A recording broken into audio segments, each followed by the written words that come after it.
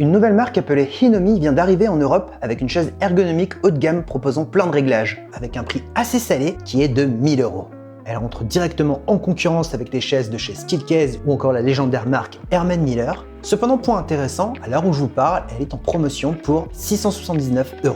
Mais avant de vous développer mes différents points, il y a deux choses importantes à savoir. Les plus anciens savent que j'ai eu un accident il y a environ 1 an où j'ai fait une chute en skateboard électrique. Malheureusement, j'ai eu une légère fracture au niveau de la vertèbre, ce qui m'a mis en convalescence pendant plus de 4 mois. Aujourd'hui, j'arrive heureusement à marcher, à faire du sport, etc. Cependant, quand il s'agit de s'asseoir sur des chaises qui ne sont pas optimales ou quand il s'agit de faire des mouvements brusques, j'ai encore un peu mal. Et le deuxième point important, c'est qu'aujourd'hui, j'ai 2 chaises de la marque Herman Miller, à savoir la Cosm et la Sail. Bien entendu, ce ne sont pas des caprices. La Cosm, je l'ai achetée bien avant mon accident, car j'avais un métier hyper sédentaire. Aujourd'hui, je suis toujours sur un métier sédentaire, mais j'ai eu la Sail grâce à mes créations sur YouTube. Et la chaise sur laquelle je suis assis, c'est ma deuxième chaise que j'ai eue grâce à YouTube également. De ce fait, comme la H1 Pro est une chaise haut de gamme, eh bien je vais les comparer avec les chaises de chez Herman Miller. Bref, trêve de clavardage, il est temps de vous faire mon compte rendu sur la chaise H1 Pro de chez Hinomi. Au déballage, on découvre une belle plaquette élégante dans laquelle on retrouve le manuel et un QR code pour accéder au tuto vidéo. Chaque élément sont soigneusement emballés dans une espèce de mousse métallisée. Clairement, l'effet haut de gamme se fait ressentir. Petit point sympa, on a également des outils qui sont fournis. Le montage était simple, ça a duré environ 10 minutes. Maintenant, en termes d'expérience de montage, c'est clairement moins intéressant que chez Herman Miller. Pourquoi ? Bien tout simplement parce que les chaises Herman Miller, on a juste à les déballer et elles sont tout de suite opérationnelles. Au niveau du design de la H1 Pro, ça se défend plutôt bien. La version grise s'adapte parfaitement dans mon setup de production, l'élégance se fait ressentir, même si j'aurais aimé avoir un peu moins de lignes techniques au niveau du form factor. Les différents matériaux qui composent cette chaise ergonomique sont de qualité. On a un mesh souple et à la fois ferme qui est présente sur le repose-tête, la zone du dos, les lombaires et les fessiers. Ça c'est vraiment top parce que ça permet au corps de respirer même en été. Définitivement, je ne pourrai plus jamais m'asseoir sur des chaises non ergonomiques et encore moins quand il n'y a pas d'aération. Cependant, c'est un mesh qui est différent de la Cosm. La Cosm, on a un peu plus de texture, alors que la H1 Pro, il y a un revêtement doux avec une espèce de tissu et en dessous, il y a le maillage. Donc d'un point de vue purement touché, je préfère beaucoup plus la version du H1 Pro que ma Cosm de chez Herman Miller. Concernant la Sail, c'est complètement différent parce qu'elle a un maillage qui est fait soit de plastique ou de caoutchouc. Dans tous les cas, c'est très différent des maillages qu'on a sur la Cosm ou la H1 Pro. Mais ça, c'est juste le toucher. Ce qui nous intéresse vraiment, en vrai, c'est le confort. Mais avant de vous parler de ça, je dois vous parler du deuxième matériau principal qui compose cette chaise.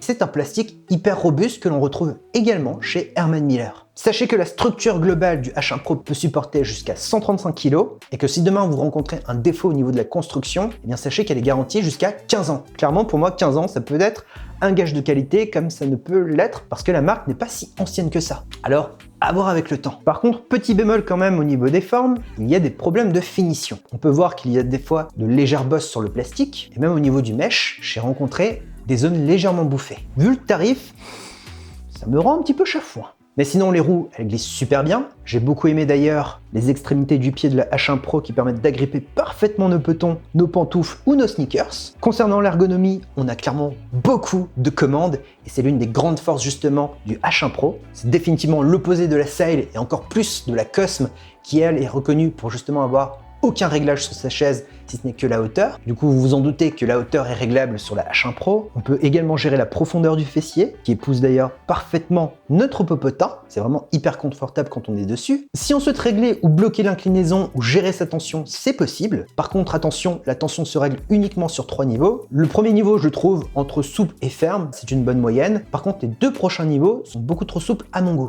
En fait, j'aurais bien aimé avoir un réglage plutôt linéaire que cranté, car ça permettrait d'avoir un réglage au millimètre près. Un autre point que j'ai kiffé, c'est sa position couchée. Alors, pas couchée comme dans un lit, ça reste quand même une chaise de bureau. Mais le fait de sortir un support pour les jambes afin qu'on s'allonge, je valide totalement. C'est hyper agréable si on veut regarder un film ou pour discuter avec des amis sur Discord. Et je dirais même que c'est un très bon moyen quand il s'agit de prendre du recul ou de réfléchir à des idées ou autre. Même si j'avoue ne pas avoir trop abusé de cette fonctionnalité parce que j'ai toujours peur de tomber de la chaise. Concernant les accoudoirs, les coussinets sont très fermes et robustes. Vu le toucher, je pense que ça va tenir sur le temps. On peut les régler vers l'extérieur ou l'intérieur, les recroqueviller, les avancer ou les reculer. Alors il faut un petit peu forcer parce que c'est bien cranté. C'est d'ailleurs un petit peu bruyant.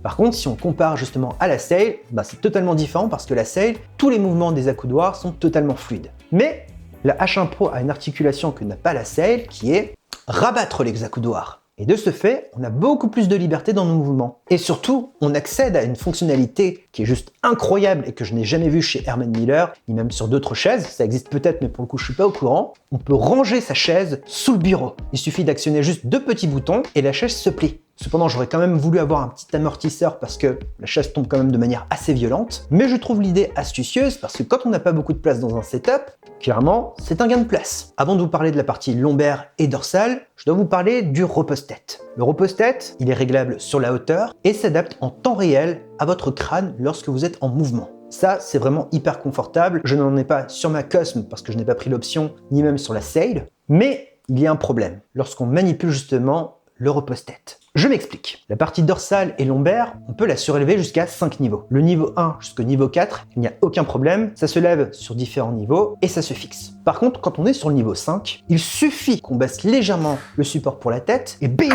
De manière brutale, on se retrouve à la position 1. Et c'est exactement pareil si une personne décide de s'appuyer sur votre chaise de bureau quand vous êtes en position 5. Il n'y a pas de retenue. Alors j'ai vérifié sur internet, j'ai vérifié sur le manuel, il n'y a pas de bouton pour justement fixer la position 5. Et elle existe bel et bien aussi dans le manuel, elle est bien reconnue sur le site, pas moyen de la bloquer.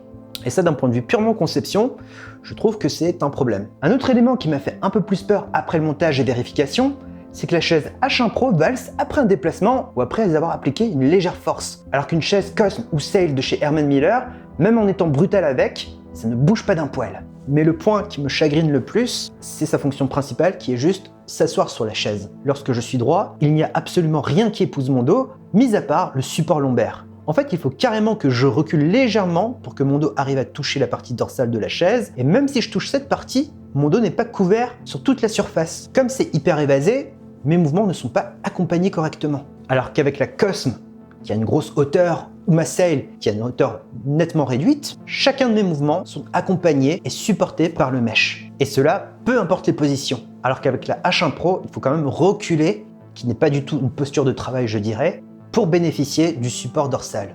J'ai vraiment check toutes les commandes afin de voir si je pouvais corriger le tir. J'ai modifié la tension du support lombaire, j'ai essayé d'ajuster la hauteur, j'ai modifié l'avancée du fessier, j'ai essayé de voir s'il n'y avait pas la possibilité de reculer le support lombaire. Mis à part le fait de le rendre plus sensible, il n'y a pas moyen de reculer le support lombaire pour qu'il matche parfaitement avec le dos. Pour vous dire, j'ai même essayé de jouer avec l'inclinaison pour le mettre en mode rangement, j'ai rien trouvé. Et c'est vraiment bizarre parce que quand on regarde sur le site internet, on peut voir qu'en position droite, ou même quand on est légèrement avancé, le dos n'est pas du tout accompagné par la chaise. Il n'y a juste que le support lombaire qui épouse le bas du dos. Genre, on a l'impression que c'est normal, alors qu'en fait, pas du tout. Alors, il faut savoir que j'ai eu l'occasion de discuter avec le vendeur et même le médecin du sport bien avant que je me lance sur YouTube quand j'ai choisi ma Cosm. Tous les deux me disaient que c'est important que quand on est dans une position droite, qu'il y ait un maintien du dos et également un accompagnement du dos lorsqu'on est en mouvement. Là, pour le coup, je n'ai pas ces fonctionnalités-là. Et c'est bien dommage. Alors, on m'a dit aussi que si jamais j'ai des picotements dans les muscles, ou alors si je me sens pas bien sur la chaise, c'est que tout simplement, soit la chaise est mal conçue, soit la chaise n'est pas adaptée à mon corps. Alors, je n'ai pas eu de picotement dans les muscles, mais par contre, je ne me sens pas à l'aise quand je suis assis dessus. De ce fait, j'en déduis que la chaise n'est pas adaptée à ma morphologie. Alors, je tiens à préciser que mon objectif n'est pas de détruire la marque, le but c'est d'être le plus objectif possible, et puis sachez aussi que chaque corps est différent. Si vous faites 2 mètres ou 1m50 ou 1m86 comme moi, on a tous des éléments qui varient en fonction de notre corps. J'ai beau être grand, mais quand je suis à table, je suis le plus petit du groupe, parce qu'encore une fois, ma partie supérieure est vachement basse. Et dites-vous que peut-être que la H1 Pro de Hinomi est adaptée à votre morphologie. Car mine de rien, il propose 15 ans de garantie. Comme je l'ai dit avant, ça peut être un gage de qualité et ça peut supporter jusqu'à 135 kg. J'ai regardé un petit peu les avis de mes confrères sur internet. Tous trouvent la chaise excellente et je n'ai pas vu d'avis négatifs sur le site internet. Donc j'en déduis que cette chaise n'est pas du tout adaptée à mon corps et forcément je ne vais pas vous la recommander parce que je n'étais pas à l'aise dessus. Dans tous les cas, n'oubliez pas une chose, sachez qu'on n'a qu'un seul dos, qu'il est important de le conserver parce que si demain vous endommagez votre dos, malheureusement ça ne se rachète pas. Si cette vidéo vous a plu, n'hésitez pas à me laisser un petit pouce en l'air pour épauler mon travail. C'est gratuit, ça vous prend 1 seconde et ça permet de référencer cette vidéo sur YouTube. Mercredi prochain, on se retrouve pour une nouvelle vidéo autour des gunpla et dimanche pour une nouvelle vidéo autour de la tech. Sur ce, je vous dis à très bientôt, portez-vous bien. C'était le Captain Gros Chat, bisous!